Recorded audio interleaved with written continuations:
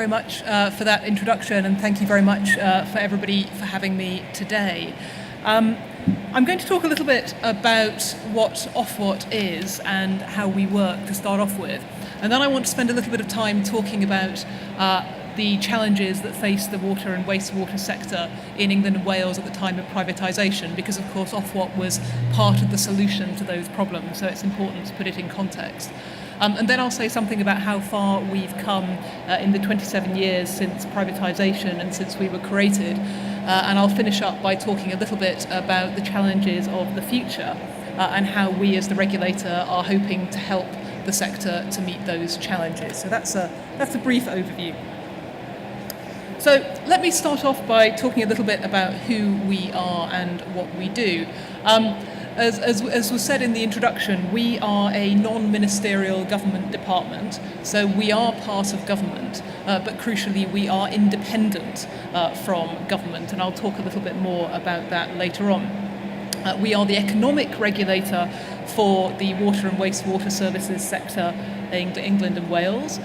We cover the whole of England and Wales. There are 17 incumbent companies that we regulate, and we regulate all of those companies, which has a fantastic advantage for us because it means we can look across the sector and we can compare, we can contrast those different companies, and we can challenge them on the basis of the information that those comparisons reveal. But we are not the only regulator of the water sector in England and Wales. There is a separate environmental regulator, the Environment Agency in England and Natural Resources Wales in Wales. Those bodies are responsible for environmental protection, for setting certain environmental standards and for enforcing those. And also the Environment Agency owns and operates some assets in relation to environmental protection and flood defence as well. And there's also a separate drinking water quality regulator, the Drinking Water Inspectorate, that covers drinking water quality across England and Wales.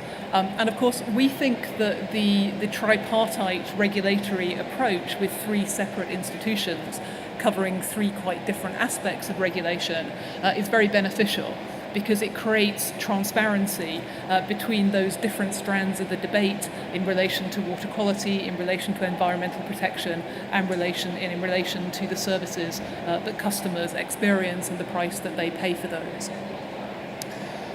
As an independent economic regulator, we were established by statute.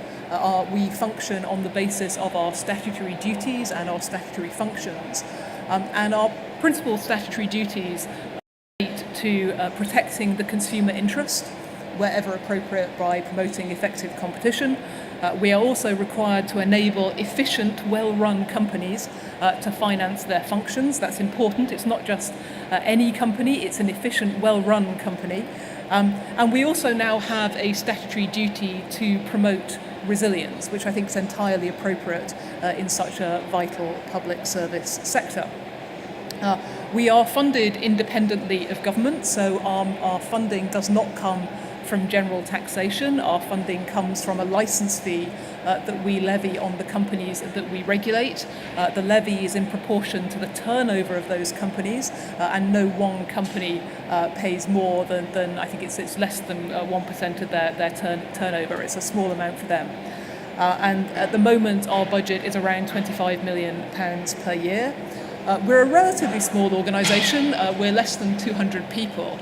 And when I say relatively small, I think it's important to put that in the context of the size of the industry that we regulate, which has a capitalisation in excess of £70 billion and turns over more than £11 billion each year. You can see there on the map, by the way, those are the 17 statutory undertakers, the 17 incumbent companies that we regulate. When we were set up 27 years ago, there was a single regulator, a single Director General who led OFWAT, the first Director General being Ian Byatt, who some of you will remember. But for the last 10 years, we've had a regulatory board, we've had a unitary board responsible for making decisions within OFWAT. And of course that board has a majority of non-executive directors and a minority of executive directors. Those members of the board are appointed by the government minister, by the Secretary of State, but that's a very hands-off process, and once that appointment has been made, there is very, very little intervention from government in what we do. Worth spending a little bit of time just talking about the relationship that we have with government. I'm stressing very heavily our independence from government because this is really crucial for our ability to do our job. But of course, the water and wastewater services sector, it provides vital public services. So of course, government is very interested in how those services are provided and in what those services cost.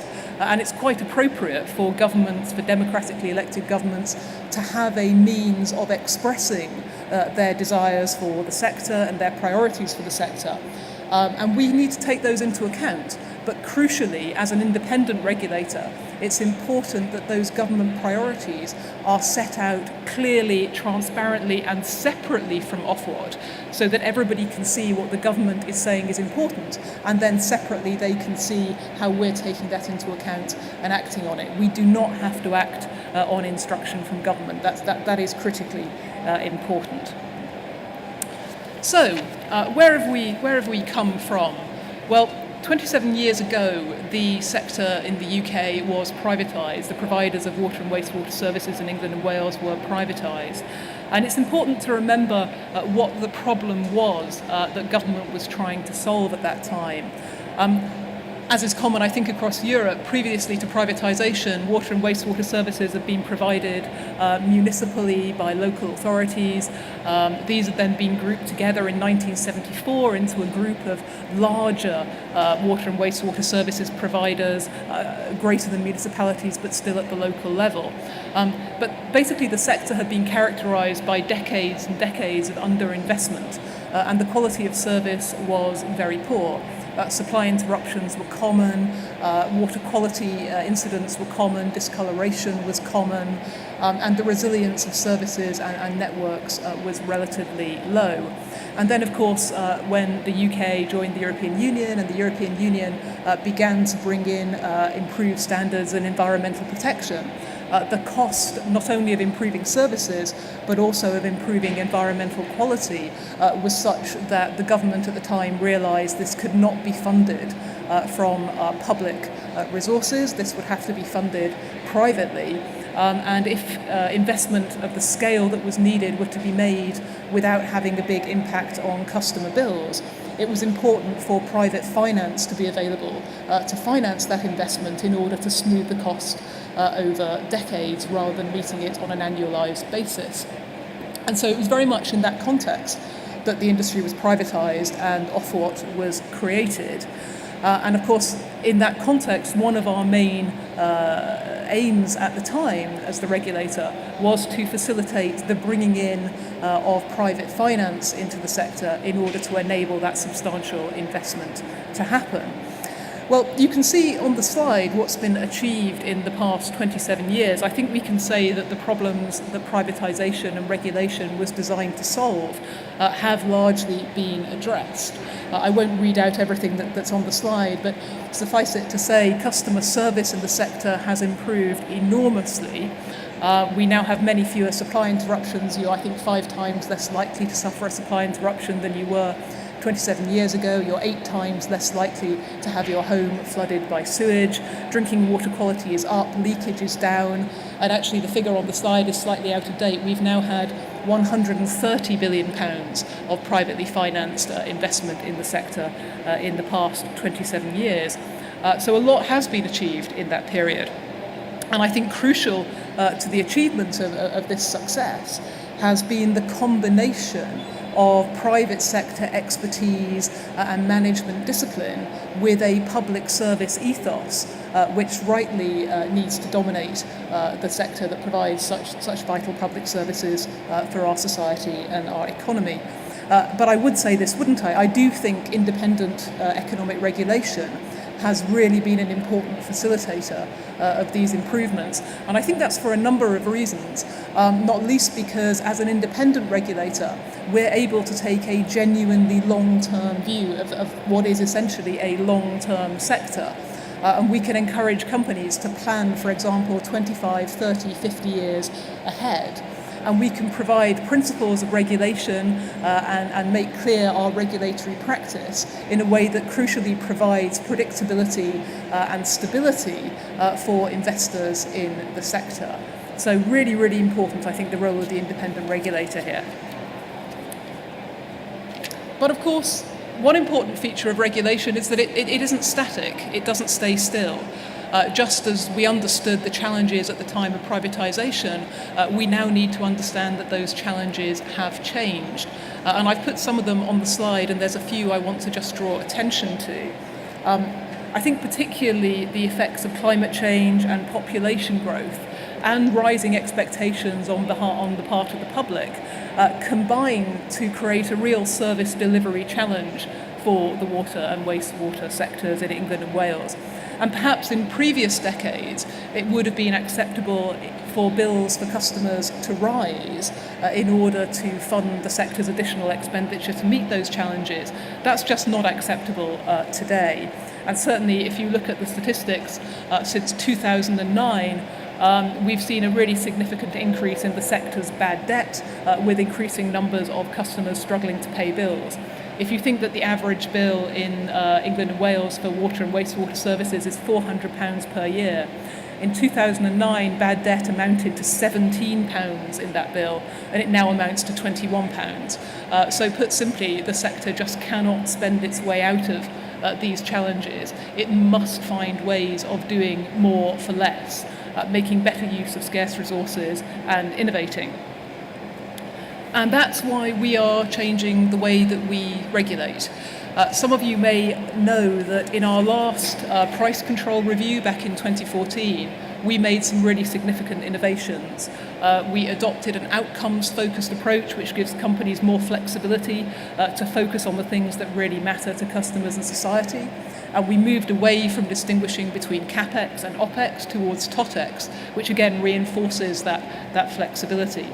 We introduced a big emphasis on customer engagement, so those outcomes that companies are delivering must be grounded in really a good quality understanding of what their customers genuinely want and are willing to pay for. And we combined all of this with separation of price controls between the wholesale services and retail services in order to toughen our incentive for efficient delivery and provide companies with more management focus on different parts of the business. Well, all of that we are keeping. That works really well, I think, in 2014. But we need to go further. And in particular, we think that it's appropriate to look at where we can make better use of markets in the water and wastewater sectors to enable that step change in efficiency to happen. And I've put on the slide some of the areas where we are expecting to do that. Notably, we're establishing markets for water resources. So we think that it's important that the water companies can look across different potential sources of water when they're looking at bringing new water resources into the public water supply and choose the most efficient. That may not be a water source that is within their area or within their control, but we're keen that they do that where that is efficient. We're also encouraging markets to develop in bioresources. This has been an area of massive change technologically over the past few years. Sewage sludge is no longer a problem, it's a resource, it's an asset, and we need to encourage companies to get the best out of that. We also see scope for third parties to come in and provide new infrastructure. Not all projects, but significant projects, those with more than £100 million whole life TOTEX could be done in this way, and we'll be looking to challenge companies on whether they've actually market tested those projects. And of course, many of you will know that in the retail part of the value chain in England, in April, the market for business customers is opening to competition. We're busy establishing the market architecture there, and we will be looking to see what service improvements that brings, and then we'll be looking to see what we can learn from that to challenge the companies to deliver more for their residential customers, who of course won't be subject to competition at the next price review in 2019. And the government did ask us last year to do a study looking at the costs and benefits of introducing competition into the residential part of the market in England. We did that, we reported back in September. We do see some significant financial benefits there, but we also see some significant policy issues. So we should find out, hopefully next year, from the government whether they wish to go ahead with that. So I think, in short, a lot has been achieved in the last 27 years in England and Wales since privatisation. I think the independent economic regulator has played a really important role in facilitating that, but we really must not rest on our laurels because there are big challenges ahead and a lot to do. Thank you.